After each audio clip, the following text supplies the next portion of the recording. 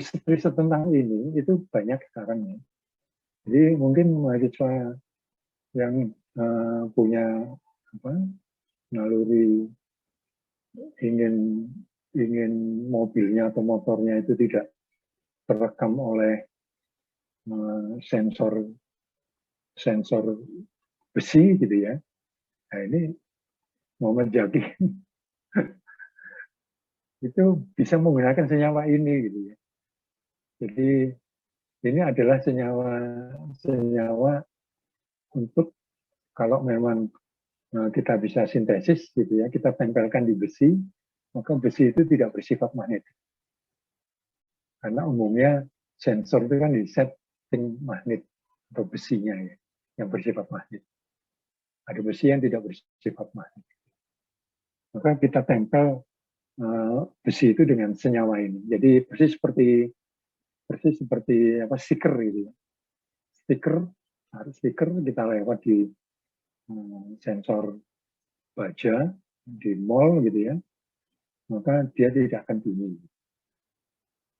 Ini menariknya di riset-riset ini kemarin itu sudah dibuat dengan ketebalan tertentu, ditaruh pada bagian-bagian tertentu dari sebuah mobil, kemudian dicoba untuk dideteksi dengan sensor. Jadi pesawat-pesawat yang suka nyelundup gitu, yang tidak terdeteksi gitu ya. Jadi misalkan ada kapal pencari ikan masuk ke perairan Indonesia, itu biasanya kedeteksi oleh satelit karena ada sensornya. Nah, itu biasanya diamati pada beberapa lambung, jadi tempel stiker. Nah, senyawa ini, maka lambung kapal itu tadi tidak terlihat oleh satelit. Dia bisa masuk perairan Indonesia. Cuman kalau nggak ketahuan oleh patroli, kalau ketahuan oleh patroli kaget juga mungkin patroli. Loh, ada kapal siluman, pesawat siluman. Pesawat siluman itu kan pesawat yang tidak terdeteksi oleh sensor. Nah, ini adalah contoh senyawa hibridisasi. Nah, senyawa koordinasi dengan konsep hibridisasi. Ada dua contoh di sini.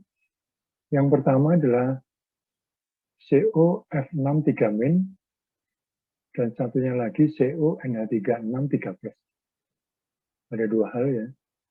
Jadi saya ambil contoh dari dua senyawa tadi. Jadi ini adalah senyawa pertama, ini atom pusatnya sama, CO, kobalt, kemudian F6, ini fluoride. Jadi bacanya 6 adalah heksa. Hexafluor kobalt, kobalt. Hexafluor kobalt, di sini muatannya 3 min. Kalau muatannya 3 min, maka muatan CO berapa? Ada yang tahu? Muatan CO berapa ini? Plus berapa? Ini bisa kita hitung karena F itu muatannya -1. Jadi karena ada 6, jadi ini -6. Kemudian di sini ada -3. +5, Pak. Oh. 3, Pak. Bisa. +3. Karena di sini -6, di sini -3. Jadi di sini +3. Jadi di sini muatannya +3. Tapi di sini ada juga senyawa kedua, yaitu CO. Di sini NO3. NH3 6 kali. Ini muatannya 3+. Ada yang tahu berapa muatan NH3? Berapa muatan NH3 di sini? 0 ya. 0. Karena di sini 3+. 3+, di sini 3+. Jadi muatan NH3-nya 0. Jadi ini namanya heksamin kobalt 3+. Ini heksafluor kobalt 3 min. Nah, kedua senyawa ini punya punya sifat yang berbeda. Punya sifat yang berbeda. Kita hitung melalui konsep hibridisasi. Gitu. Jadi hibridisasi CO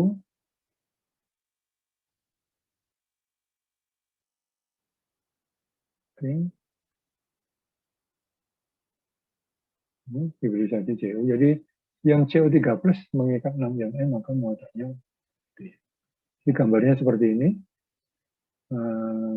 COFF ini seperti piramid. Ada yang tahu piramid kan? Piramid itu yang di permukaan, yang di atas, yang di dalam, dan nampak.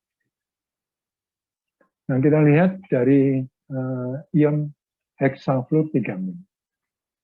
Nah, kobalt itu punya berapa ini? 24 nomornya. Jadi nomornya kobalt 24. Jadi AR18 ditambah 6. Ini adalah konfigurasi elektron dari kobalt. Jadi kalau kobalt 0 itu 3D6, 4S2 3D6. Kalau kobalt 3 plus, maka 4S2-nya hilang, jadi 3D5. 3D5. Nah, kemudian karena ini sudah hibridisasi, maka F fluoride itu akan mengisi di orbital S, 4S, 3 orbital di 4P, dan 2 orbital di 4D. Sehingga hibridisasinya adalah DSP3, D2SP3, atau SP3D2. Bentuknya adalah oktahedra. Ini SP3D2 atau D2SP3. Kalau di sini bacanya SP3D2. Jadi ada 1 orbital S, ada 3 orbital P, dan ada 2 orbital D. SP3D2. Nah, yang menarik di hexafluor kobaltigamin itu ada 4 elektron pada orbital 3D yang tidak berpasangan. Karena ada elektron yang tidak berpasangan, maka ion hexafluor kobaltigamin memiliki sifat magnetik. Sifat magnetik ada 2 ya, yaitu paramagnetik dan diamagnetik. Kalau dia punya elektron tidak berpasangan, maka dia punya sifat magnet yaitu mu. Nah, mu itu bisa disebut sebagai momen magnet, dan rumusnya adalah N plus 2. Akar N kurung N plus 2. Di mana N itu adalah banyaknya elektron yang tidak berpasangan. Sehingga kalau kita hitung untuk kasus ion hexafluor kobaltigamin, maka di sini N-nya adalah 4. N-nya adalah 4. Sehingga nilai mu-nya adalah 4 dikalikan 6 atau akar 24. Akar 24 besarnya momen magnetik adalah berapa? Akar 24? 4,6. 4,6 atau 4,8. 4,8 satuannya adalah BM. Di mana BM adalah bor magnetik. Nah, yang kedua itu adalah hexamin kobalt 3 plus. Jadi kobalt sama 24, kemudian kobalt 3 plus sama. Jadi di sini ada 4 elektron yang tidak berpasangan. Kemudian ada orbital 4s, 3 orbital 4p, dan 4d. Nah, karena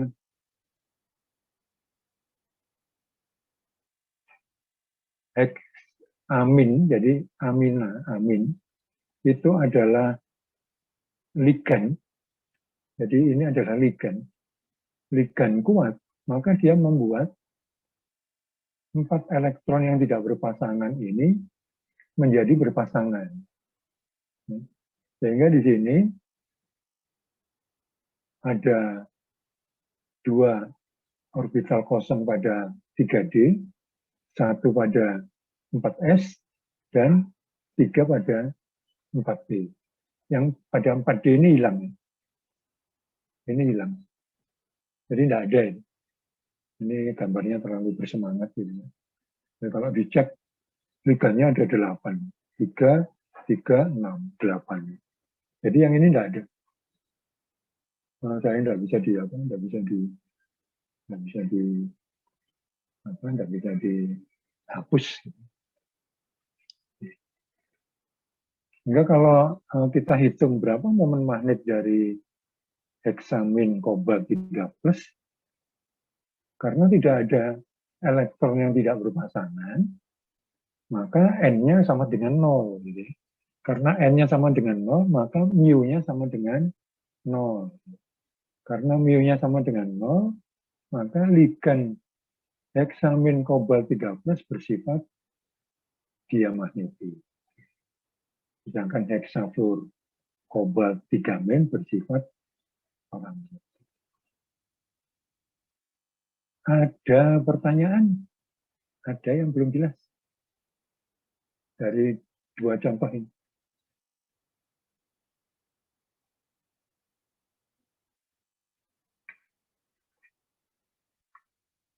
Ada pertanyaan?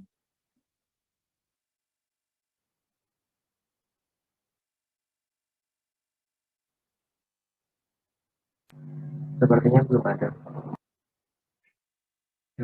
Sudah jelas semuanya? Sudah jelas ya?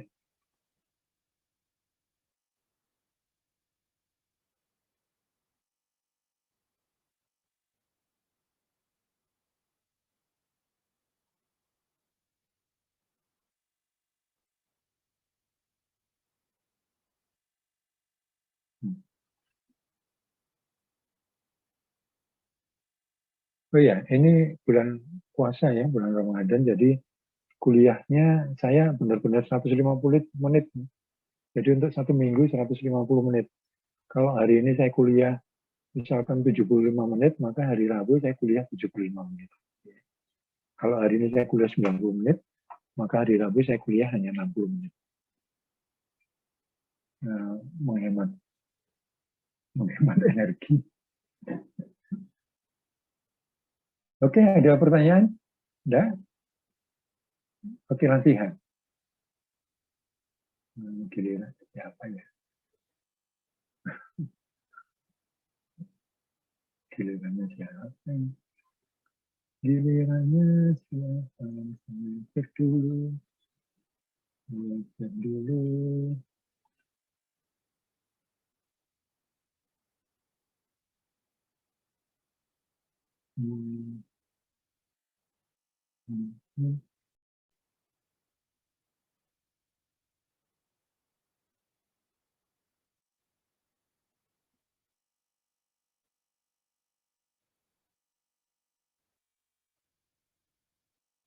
Kok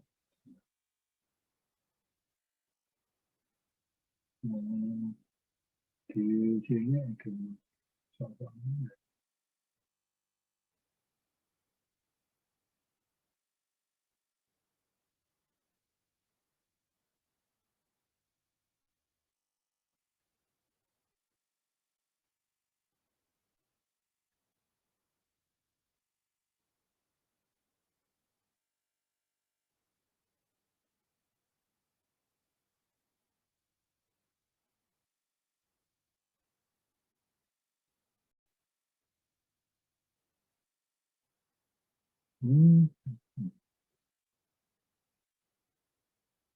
Oke, gilirannya siapa sekarang? Zabibah Zakia Zukrufah. Ada.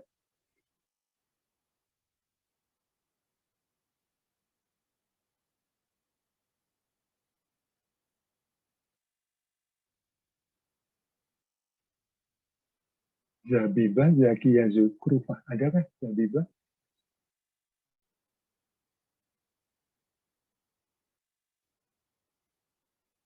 Halo, Zabibah ada? Zabibah.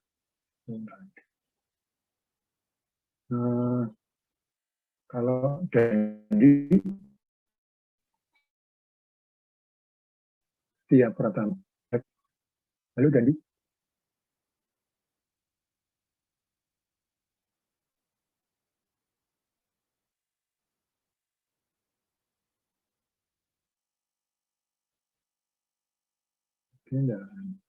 Karel, mau lengkong?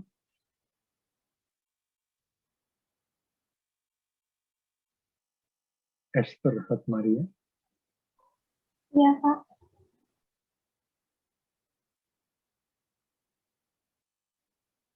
Oke, Esther, coba berapa atau apa sifat magnet dari, misalkan di sini, ambilkan itu adalah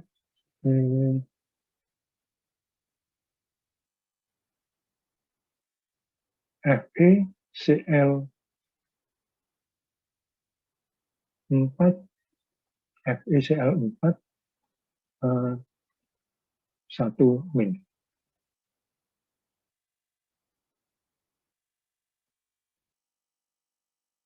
Apa sifat magnet dari ini ya, Esther Fatmaria, Fe, ini Cl4, ini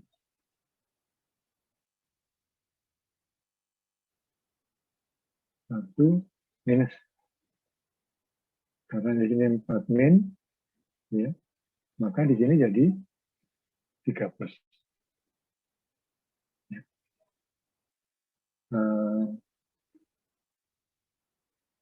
Paham, Esther Fatmaria? Senyawanya. Halo, Esther. Iya, Pak. Oke. Ini senyawanya, apakah dia bersifat diamagnetik ataukah paramagnetik? Berapa nilai momen magnet?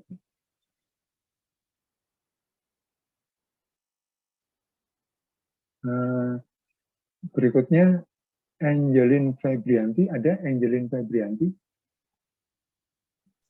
Hadir, Pak. Angelin, coba apa ini sifat magnet dari Ni Cl4 2 min.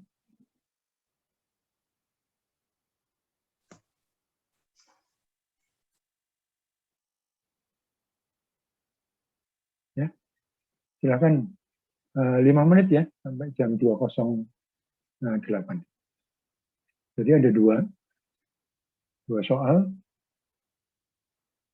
FeCl4 dan NiCl4.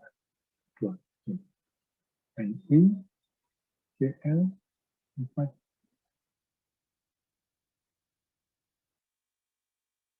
Oh ya, 2. Oke.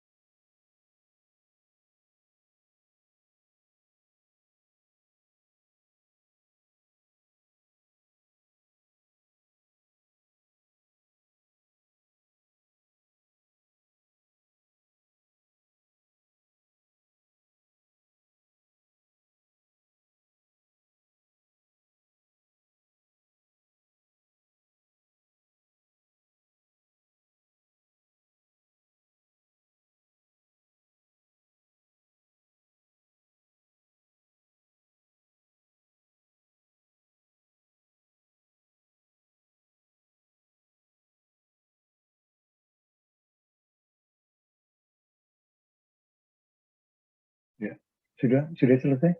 Angelin Febrianti, Hot Maria. Silakan di-share, sudah saya klik jadi co-host. Ya, Angelin Febrianti, Esther Hot Maria. Halo, Esther Hot Maria. Iya, Pak. Silakan di set jawabannya FE. Jadi FE CL4 1 Mei.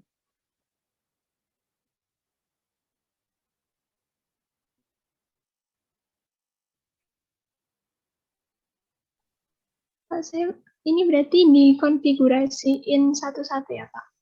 Seperti halnya pada teori ikatan kovalen, ikatan valensi yang kovalen itu. Jadi konfigurasinya di satu persatu dulu. Seperti tadi di PPT-nya kan gitu. Jadi saya lihat PPT-nya lagi, sebentar. Screen-nya.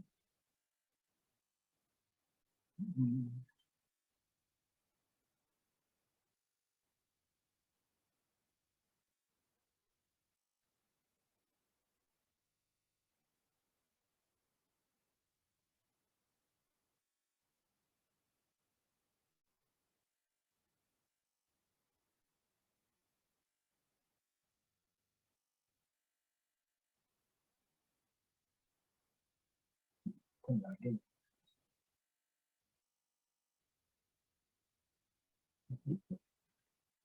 Oke, mana lagi?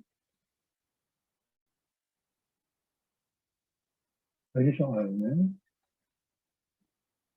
Terus,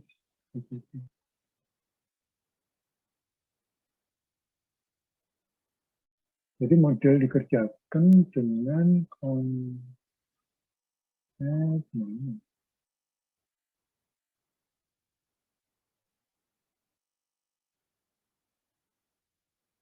Isinya ini.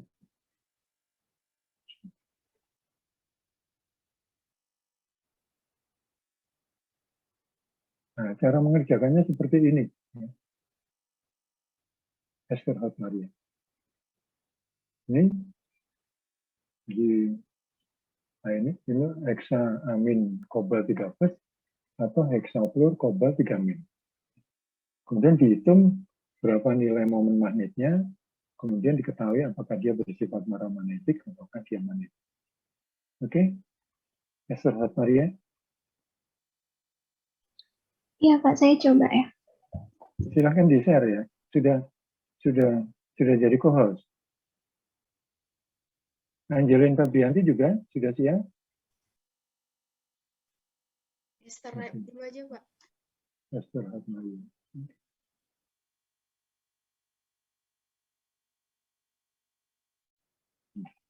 Apa sudah terlihat? Ya, tapi kosong kan?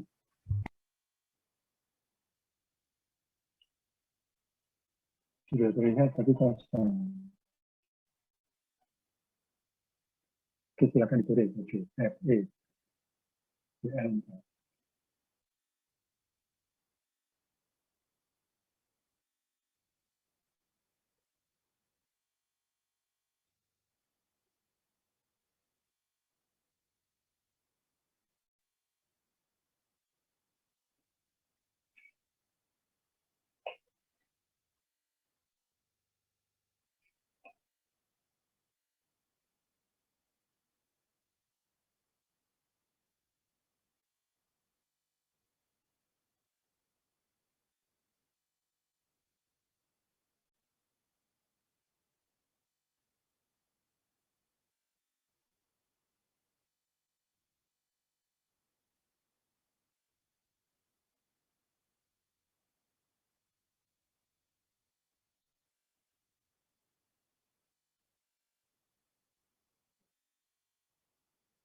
Langsung saja, Hot Maria.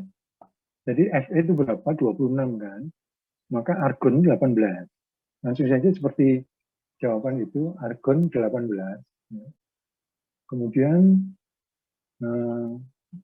3D berapa, 4S berapa. 26 gitu. Ini argon, langsung kurung 18. Kurung Kurawal. Oke. 18. Kemudian 4S. 3D berapa? 3D berapa? 4S2. 4S2. 3D6, 4S2. Oke. Nah, oke. Sekarang FE itu FE0. Sekarang FE berapa muatannya? Kalau FeCl 4, nah itu min 1. Maka FE muatannya berapa? Plus 3, Pak. Plus 3. Maka itu ditulis Fe plus 3, konfigurasinya adalah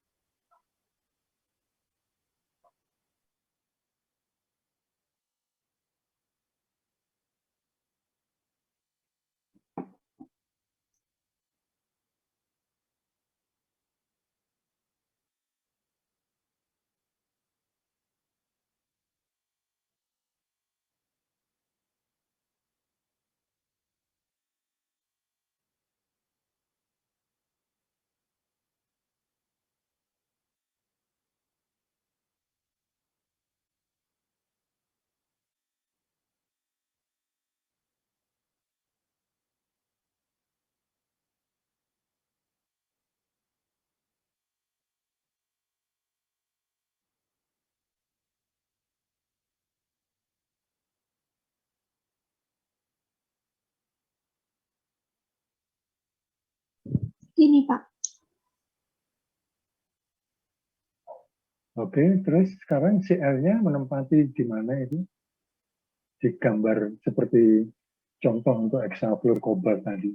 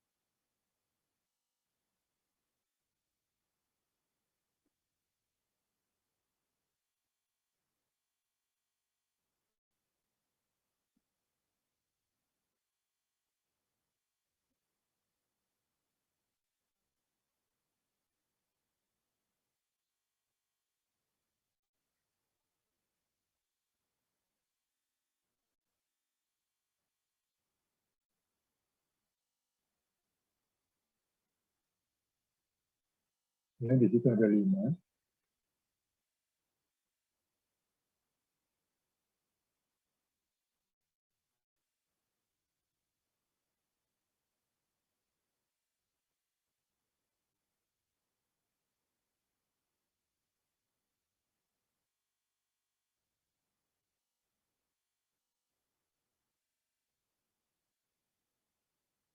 Ya, kemudian Cl-nya ada di mana?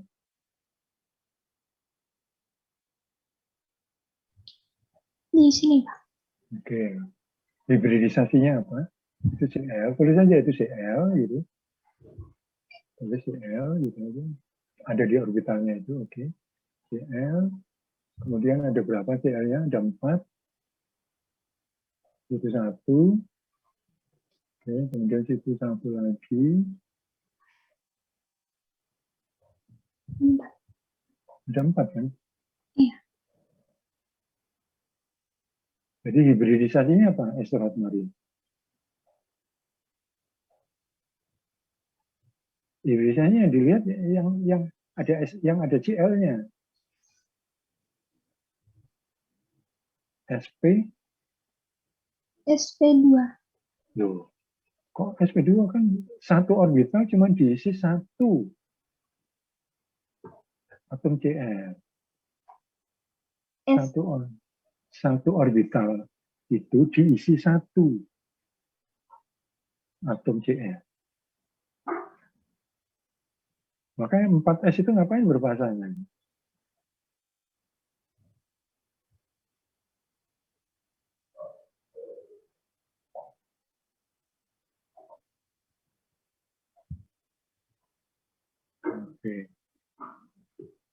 Oke, jadi ditulis di situ hibridisasinya adalah apa? Ester Maria.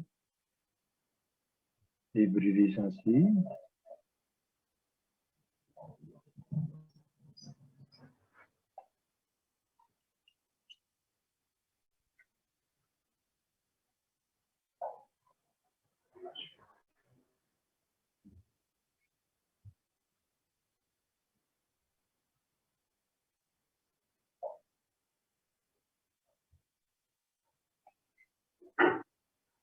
sp3 bentuknya tetrahedral. Ini.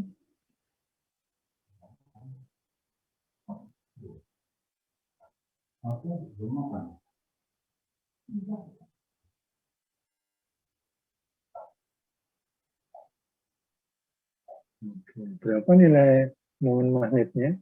Mu?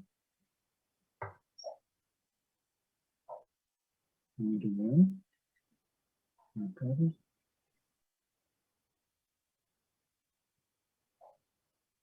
N plus 2.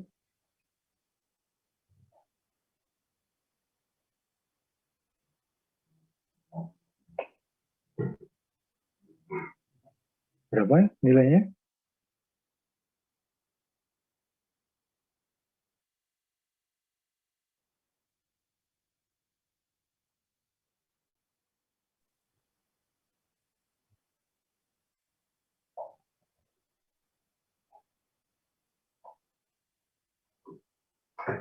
N-nya ada berapa?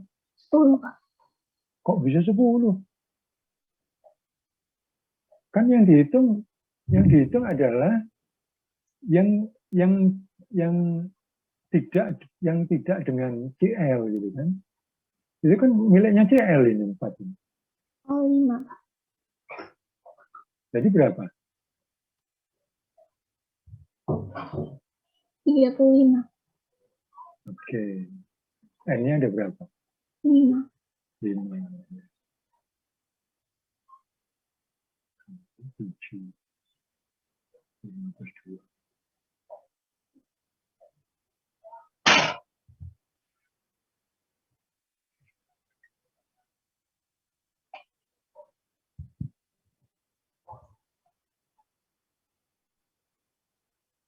Berapa akar 35, Esther? Sekitar 5,9. 5,9. Satuannya? Satuannya BM. Ya, oke, bermagnet. Sifatnya apa?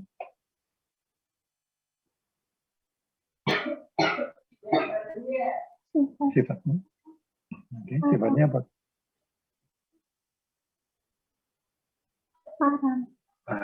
Paramagnetik. Iya. Oke, bagus. Besar. Sekarang berikutnya Angelin Febrianti. Izin stop share ya, Pak. Ya, oke, makasih Esther. Angelin, silakan Angelin.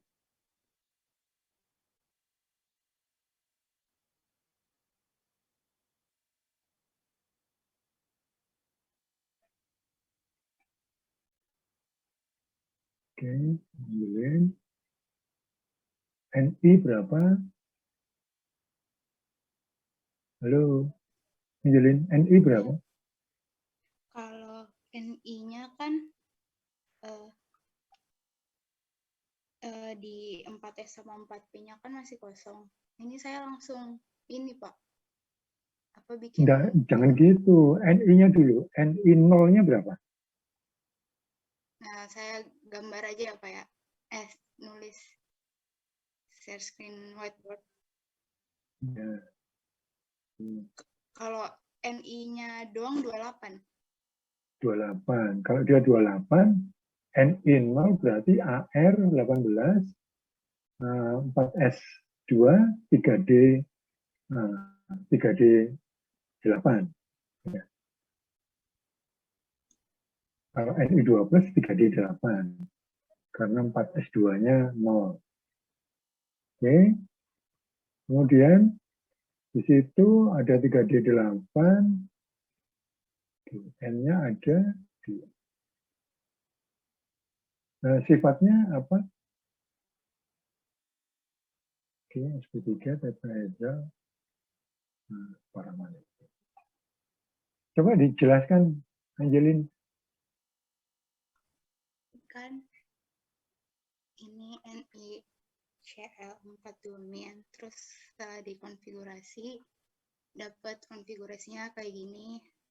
Terus hitung pakai rumus yang tadi momen kemaknetannya, dapat segini, masukin ke rumus dapat 2.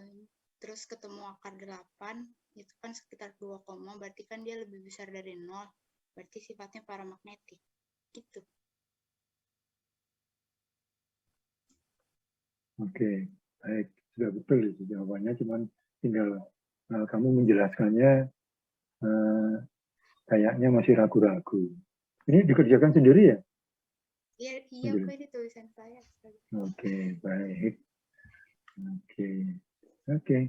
Bagus, Angelin, terima kasih. Sudah. Sama, Pak.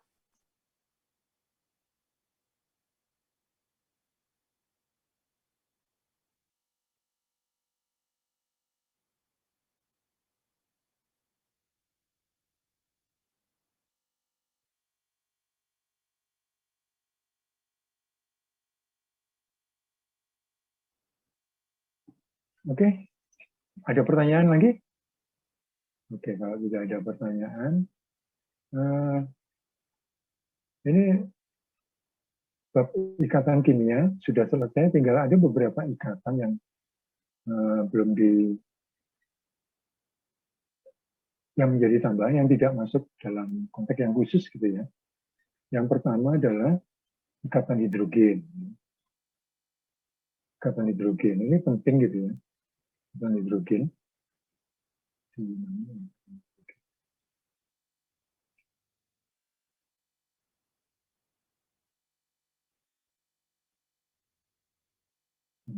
Jadi ada beberapa tambahan jenis ikatan, yaitu ikatan logam, ikatan hidrogen, dan ikatan van der Waals. Ikatan logam ini kurang elektronegatif, dan ikatan logam itu interaksi yang positif dari logam dan yang negatif dari kurang elektronegatif ya. Jadi konsepnya interaksi yang positif dari logam dan elektron valensinya. Jadi misalkan dia itu Fe, jadi ini konsepnya logam dengan logam. Jadi Fe dengan Fe. Fe dengan Mn. Fe dengan yang lebih condong ke arah aloi.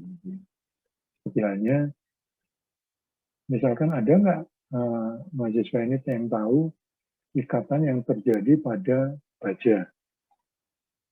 Besi baja itu campuran dari Fe, logam, karbon, kemudian sedikit magnesium. Mn. Jadi antara logam dengan karbon. Kemudian dengan Mn. Maka ikatan di antara logam-logam disebut sebagai ikatan logam. Yang kedua, ini adalah ikatan hidrogen. Ikatan hidrogen adalah ikatan yang terikat. Ikatan hidrogen adalah ikatan antara hidrogen yang terikat pada atom yang bersifat elektronegatif dengan atom yang bersifat elektronegatif dari molekul lain atau molekul yang sama. Jadi misalkan di sini antara air dengan air, gitu ya. Ikatan hidrogen terjadi antara hidrogen dengan oksigen. Hidrogen dengan oksigen dari molekul lain. Maka disebut sebagai ikatan. Contoh yang lain misalkan ikatan hidrogen dengan ikatan hidrogen yang terjadi antara atom hidrogen dengan atom C dari misalkan senyawa hidrokarbon. Ini ada contoh misalkan senyawa hidrokarbon. Senyawa hidrokarbon. Ini senyawa hidrokarbon. C, ini C, ini C, ini C, gitu ya. Ini C, gitu. Maka di sini kan ada hidrogen. Ada hidrogen. Ada hidrogen. Di sini ada hidrogen. Di sini ada hidrogen. Nah, hidrogen ini berikatan. Jadi C dengan hidrogen yang ini berikatan, yang ini berikatan, gitu. Yang tanda putus-putus itu. Maka itu disebut sebagai hidrogen, ikatan hidrogen. Oke, yang terakhir adalah ikatan van der Waals. Ikatan van der Waals.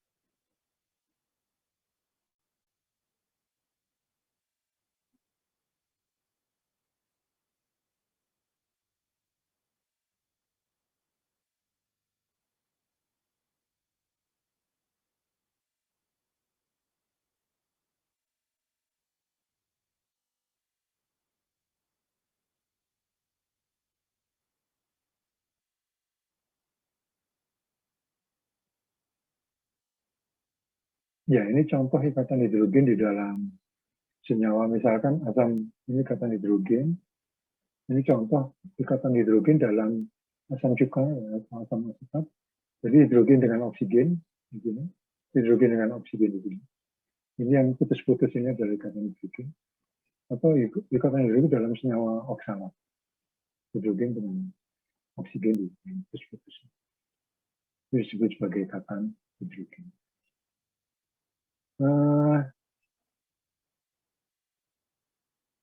Ikatan van der Waals itu adalah ikatan yang terjadi antara molekul-molekul yang secara kovalen, misalkan gas yang disebabkan gaya tarik antar molekul.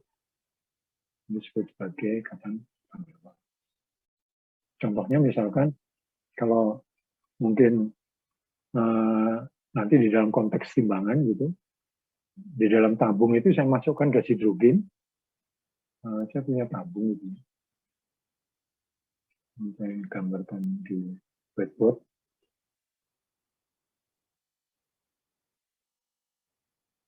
Oke. Saya punya tabung. Tabung.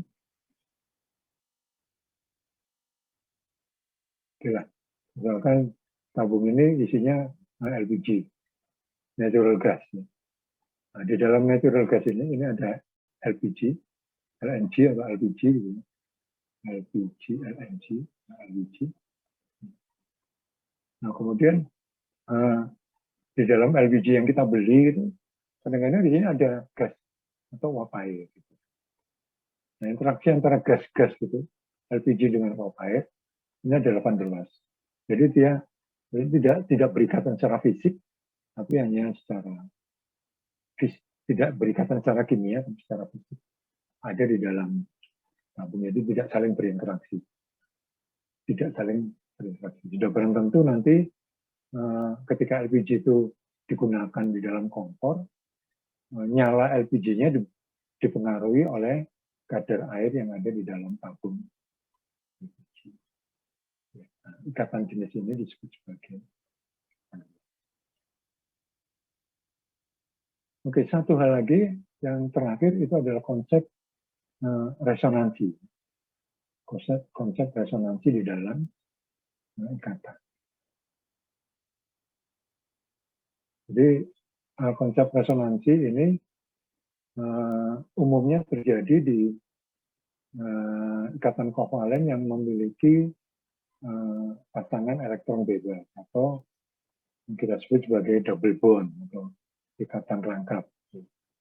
Jadi ini mengalami resonansi. Jadi yang sering dicontohkan itu adalah misalkan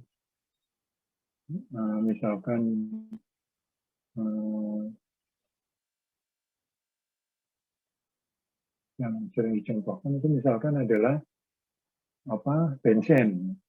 Nah, benzena digambarkan seperti ini. Ini gambar yang ada di di buku gitu. Sebenarnya begini, ini bensinnya. Dia mengalami resonansi gitu. Ini resonansi dikasih tanda timbangan yang bolak-balik.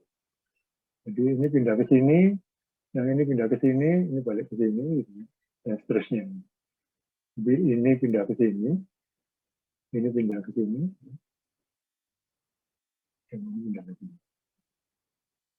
Nah, kemudian pertanyaannya, struktur ini dengan struktur ini sama ya? Ini disebut sebagai resonansi.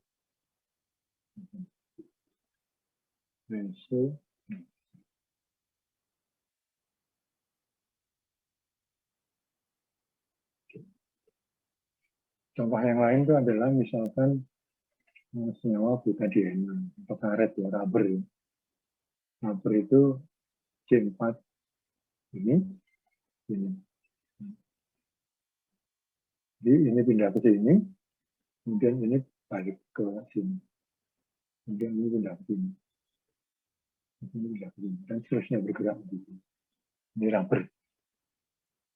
C4H. Nah, itu tadi ya. Oke, jadi itu tadi adalah ikatan kimia, bab ikatan kimia.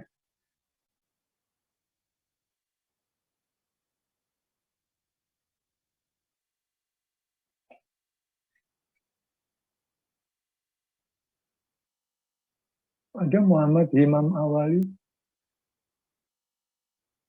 Halo, Muhammad Imam Awali. Muhammad Imam.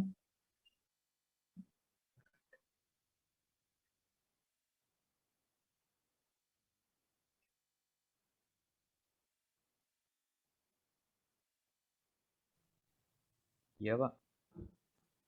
Muhammad Imam. Ya, baik. Oke. Muhammad Imam, tolong diulangi lagi apa yang sudah saya jelaskan tadi dari ikatan kovalen sampai dengan yang terakhir resonansi. Coba diulangi, Imam. Mohon maaf, Pak. Bukannya saya nggak mendengarkan, Pak. Tapi tadi hari ini lagi agak migrain, Pak. Jadi kurang terlalu memperhatikan gitu juga. Mohon maaf, Pak.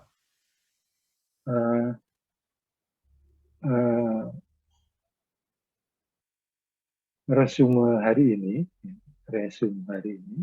itu yang pertama, bagaimana kita bisa membedakan ikatan kovalen koordinasi. Senyawa-senyawa ikatan kovalen koordinasi itu punya dua sifat, yaitu sifat paramagnetik dan diamagnetik. Mereka yang diamagnetik itu sifat anti-magnet. Anti-magnet, jadi sensor yang menggunakan magnet sebagai zat aktif, maka kalau kita punya logam, kita kasih stiker dari senyawa-senyawa yang diamagnetik yang tidak memiliki sifat magnet, maka sensor ini tidak akan bisa mendeteksi sifat magnet dari objek. Yang kedua, kita bisa menghitung sifat magnet dari satu senyawa itu berdasarkan nilai momen magnetnya. Nilai momen magnet ditentukan dari banyaknya elektron yang tidak berpasangan. Coba gitu, Muhammad Imam.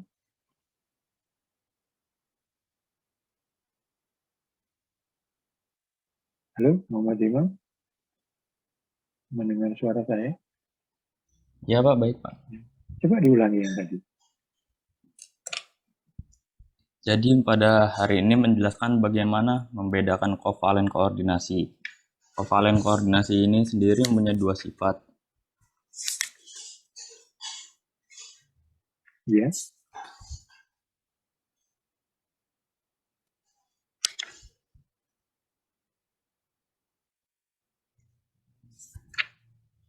ya, lanjutkan.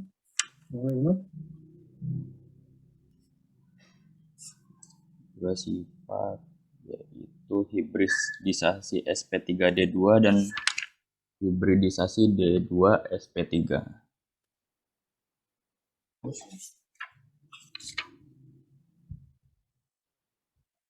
Enggak kok sifat magnetiknya.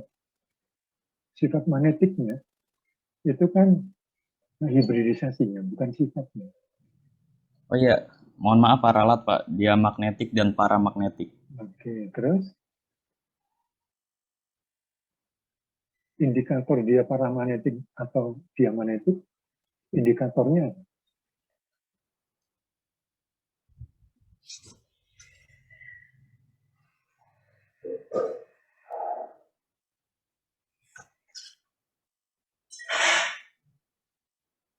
Indikatornya apa?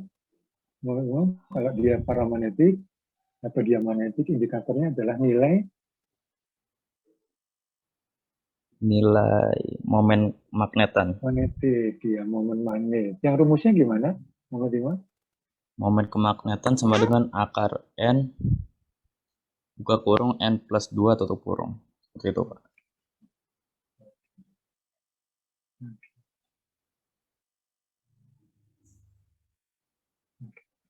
Baik, saya kira cukup ya. Saya kira cukup untuk ikatan kimia. Jadi masih ada ikatan hidrogen, ikatan van der Waals, ikatan logam, dan resonansi. Semuanya sudah dijelaskan. Oke, kita masuk ke masih ada waktu yang dari 241, jadi masih 70 menit. Saya lanjutkan ke bab berikutnya, ini bab terakhir, yaitu wujud zat. Bab terakhir. Wujud zat.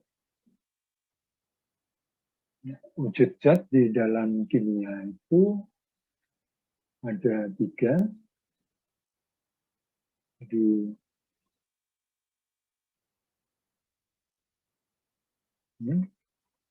wujud zat.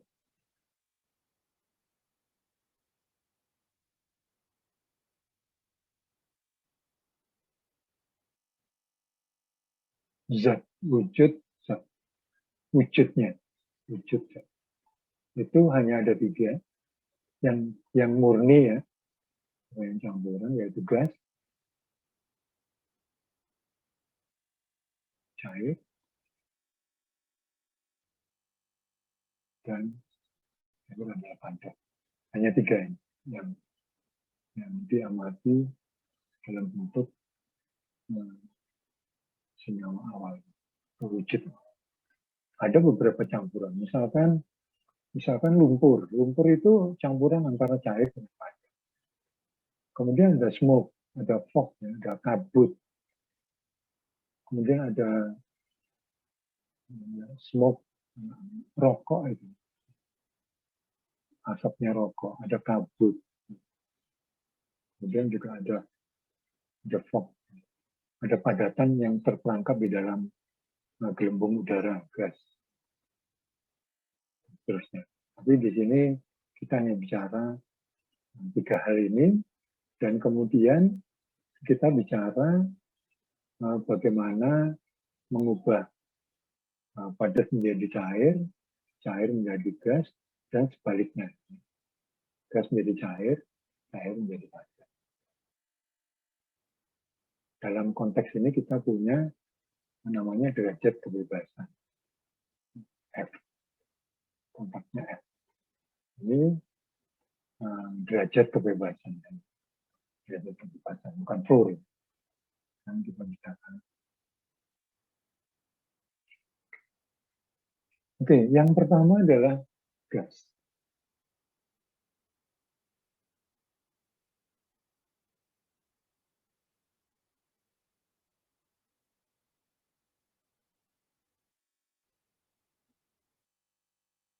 Yang pertama adalah gas.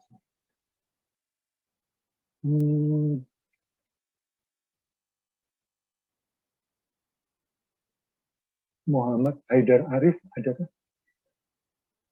Haidar Arif, Ya, Pak. ada ya? Ada, Pak.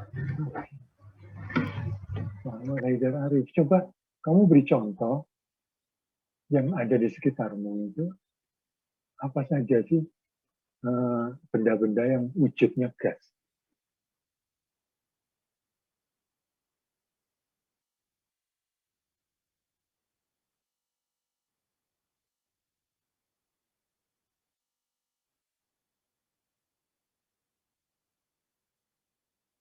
Muhammad Haidar, Ya, Pak. coba beri contoh ini. Yang bisa kamu amati yang wujudnya gas. Yang wujudnya gas. Gas gila, Pak. Kayak angin gitu. Iya, kalau angin itu kan bergerak ya. Ya, Pak. Kalau gas saja, wujud gas.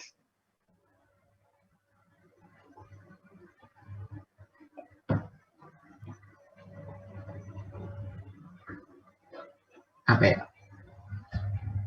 Yang biasa kamu gunakan untuk bernafas. Oksigen. Oksigen. Contoh yang lain, misalkan Uap air. uap air. Contoh yang lain, hasil pembakaran. Karbon dioksida. Apa? Karbon dioksida, Pak. CO2, karbon dioksida. CO2. Oke, yang lain. Apa ya, Pak? Karbon monoksida. Oke, itu bagian dari pembakaran. Yang lain. Apa ya, Pak? Nitrogen. Oh iya, itu ada di atmosfer bagian atas. Yang lain. Apalagi ya? Yang di dalam itu tuh kantong makanan itu nitrogen ya? Oh, bukan. Kantong makanan untuk kantong es. Itu malah Yang itu bungkus ciki gitu-gitu, Pak. oh itu disedot itu malah vakum itu. Oh, Itu kosong. malah vakum itu. Jadi O2-nya itu untuk mengawetkan. Jadi bungkus itu disedot, oksigennya disedot. Nah, kemudian dimasukin makanan supaya makanannya tidak terkontaminasi. Itu malah vakum. Vakum itu tanpa gas. Yang biasa dipakai masak. Gas LPG, Pak. Nah, LPG. Ya. Apalagi ada yang lain? Haidar? Ada banyak, Pak. Nah, hanya itu yang kamu ketahui? Ya, sejauh ini. Oke, itu yang ada di sekitar. Oke. Jadi CO2, CO, oksigen, nitrogen, LPG, uap air, H2O. Itu adalah jenis-jenis gas. Oke, saya lanjutkan Muhammad Haidar. Bisakah Muhammad Haidar membedakan perilaku dari gas oksigen, hidrogen,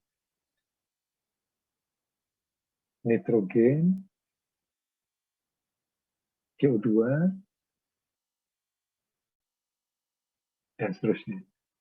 Bisa membedakan perilaku.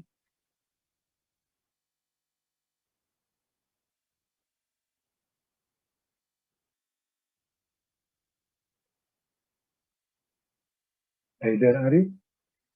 Halo? Ya, Pak. Bisakah membedakan perilakunya?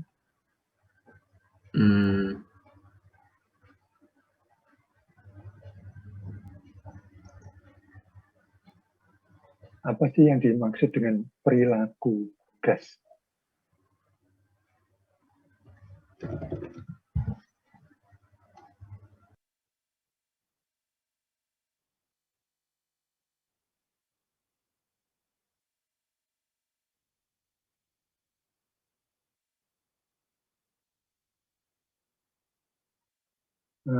Muhammad Haidar Arif, bisa nggak membedakan perilakunya oksigen dengan perilakunya CO2? Saya nggak bisa, Pak. Nggak bisa. Bisakah membedakan perilakunya nitrogen dengan perilakunya amonia? Nggak bisa juga, gitu ya.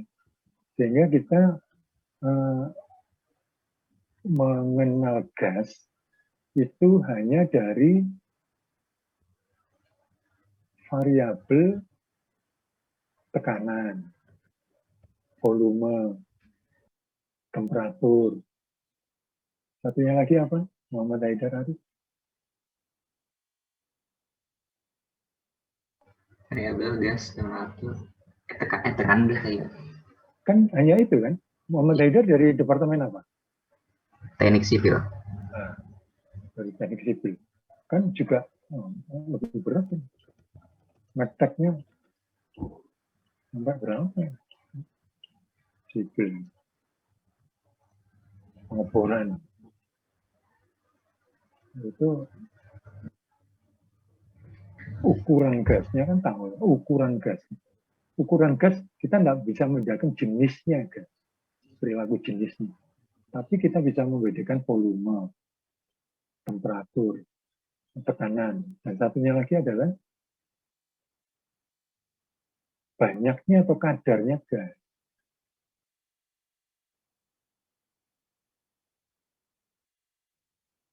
Itu ya. Sehingga kita mengenal gas itu dari 4 variabel itu ya. Ini jadi penting akhirnya di dalam termodinamik. Jadi gas ini, kita mulai dari gas, kita mengenal ini, itu nomor 1, itu dari ini. Berapa sih tekanannya, berapa volumenya, berapa temperaturnya, dan berapa jumlahnya. Sudah, jadi cuma ada 4 ini variabel. Variabel awal, variabel induknya. 4. PVTN. Sekarang misalkan kita ingin melihat perilaku atmosfer. Atmosfer itu isinya gas oksigen yang ada di bawah. Itu antara 0 sampai kira-kira berapa? 5.000 kilo, 5.000 meter, 5 kilo ke atas. Nah, di atas 5 kilo, 6 kilo ke atas itu sudah nitrogen. Tapi sebenarnya tidak begitu. Oksigen, kita lihat pada jarak misalkan di kota Surabaya atau di daerah Katulistiwa, sama-sama di Katulistiwa pada atas permukaan laut ya, dan 0 permukaan laut di Surabaya misalkan, Surabaya kira-kira cuma 5 meter dari atas permukaan laut. Itu yang kita cek nomor 1 adalah temperatur. Temperaturnya Surabaya gimana? Coba bandingkan pada 5 meter posisinya sama ya, koordinatnya sama di Surabaya, dengan 5 meter di atas tanah. Kemudian ada yang bisa naik di atas Surabaya, itu sampai ketinggian 1 kilo di atas kota Surabaya. Nah, temperaturnya tidak sama itu. Temperaturnya tidak sama. Kemudian juga tekanannya tidak sama. Volume gasnya juga tidak sama. Apalagi banyaknya gas yang ada di posisi X dan Y tadi. 5 meter sampai 1.000 meter. Sehingga dengan variabel indikator PVTN, kita ingin menghitung gas secara general, tidak spesifik. Saya tidak bisa menghitung gas nitrogen, gas oksigen, walaupun nanti tekanannya itu nanti kita kenal P itu. Ada tekanan total, ada tekanan parsial. Ada volume total, ada volume parsial. Demikian juga temperatur, banyak koreksinya. Sedangkan N jenis gasnya macam-macam.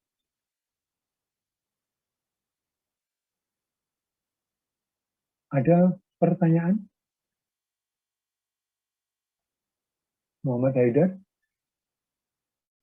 Nah, Oke. Muhammad Haidar tinggal di mana? di Jakarta. Jakarta. Jakartanya di mana? Apa bedanya Jakarta itu dengan misalkan di Depok atau di Bogor? Beda lokasinya. Oke. Selain lokasi, kalau kita bicara gasnya atau udaranya gimana?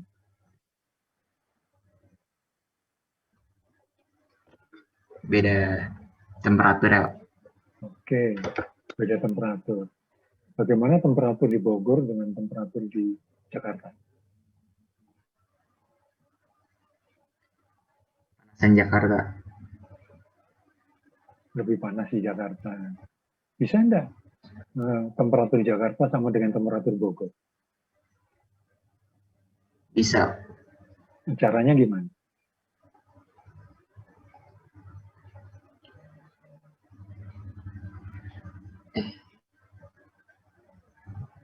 Gimana, Pak? Iya, caranya gimana? Cara biar temperaturnya sama. Iya, supaya temperatur Jakarta sama dengan temperatur Bogor.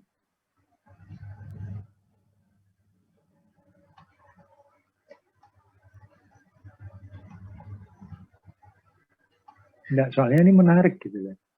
Menarik sekali. Ya. Statementmu Muhammad Haidar hari. Temperatur Jakarta lebih panas daripada temperatur di Bogor. Bisa enggak membuat temperatur Jakarta sama dengan temperatur Bogor? Kamu jawab bisa. Gimana caranya? Kan gitu. Ya, Pak. Kalau hujan sama-sama dingin, Pak. Itu berarti atmosfer Jakarta kamu tambah dengan uap air, kan gitu. Iya. Iya, dinginnya belum tentu sama gitu. Masih ada perbedaan. Jangan lupa ya, perbedaan 0,1 derajat Celcius itu energinya sudah besar sekali. Perbedaan 0,1 derajat Celcius. Mungkin ada ini penting juga, ini bisa masuk dalam PKM PKM GT ya. PKM GT. Jadi mahasiswa bisa menulis sebuah ide yang masuk akal gitu ya, dengan beberapa cara gitu, dengan beberapa cara. Nah, saya membimbing kemarin itu ada mahasiswa kimia dengan fisika itu yang ingin mereduksi pengaruh gempa. Jadi pengaruh gempa itu ingin direduksi. Kita tahu gempa itu kan gelombang. Nah, bisa enggak mereduksi gelombang? Nah, gitu caranya. Ya sudah, kita beri gelombang. Supaya gelombang yang tadinya mungkin longitudinal bisa menjadi sebaliknya. Gitu. Sehingga tidak banyak pengaruhnya. Nah, itu berpikir seperti itu. Muhammad Haidar, saya ingin udara Jakarta atau udara Surabaya itu sama dengan udara Bogor. Atau sama dengan udara Bandung. Bandung itu rata-rata udaranya paling tinggi 23, paling rendah 16. Nah ya, jangan lupa saya pernah tinggal di Bandung. 4 semester. 2 tahun. Enak di sana. Siang hari udaranya cuma 23, tapi tahun 90-an, tahun 90. Jadi masih enak. Masih enak. Sekarang sudah macet, zaman saya dulu belum. Tapi bisa enggak membuat temperatur udara Jakarta itu seperti temperaturnya Bandung atau temperaturnya Bogor? Muhammad Haidar, temperaturnya Bogor berapa rata-rata? Saya belum pernah tinggal di Bogor. Berapa ya, Pak? Saya juga kurang tahu. Kamu enggak pernah kemana-mana tuh. Ke Bogor Pernah, juga Pak. belum pernah. Ya, saya nggak ngukur suhunya. Oh, bukannya ada di HP-mu? Saya nggak bawa HP, Pak, waktu itu sekolah. Oh gitu. Rata-rata berapa di Bogor? Di kota Bogor ya, jangan di puncak. Puncak juga Di Bogor. pinggiran, Pak. Pinggiran Bogor di mana? Pinggiran Bogor tapi panas di dekat BSD. Hewe.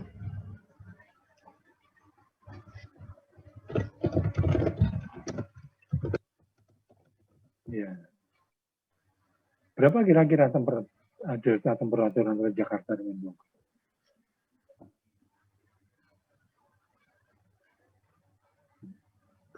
Kalau memang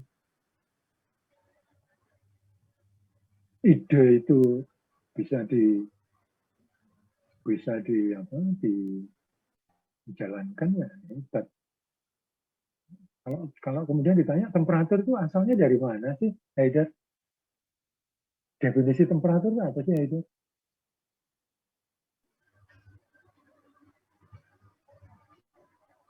Apa ya, Pak? Saya lupa. Ya, soalnya saya tertarik itu ketika idemu itu. Haidar, kamu bisa buat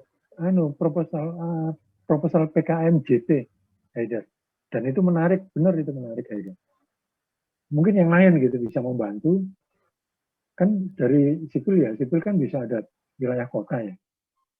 Bagaimana membuat temperatur dari sebuah kota yang panas, misalkan kayak Jakarta gitu ya, itu menjadi tereduksi gitu panasnya sampai sekitar, mungkin kalau sekitar tereduksi sampai sekitar 3 derajat, 4 derajat, enak sekali. Idemu itu bisa diadopsi gitu kan. Ya itu bisa masuk dalam PKM gitu. Ya sudah jam 3 sudah azan asar. Saya kira ini sudah 90 menit ya. Saya cukupkan dulu kuliah hari Senin ini 90 menit, nanti kuliah hari Rabu 60 sampai 70 menit.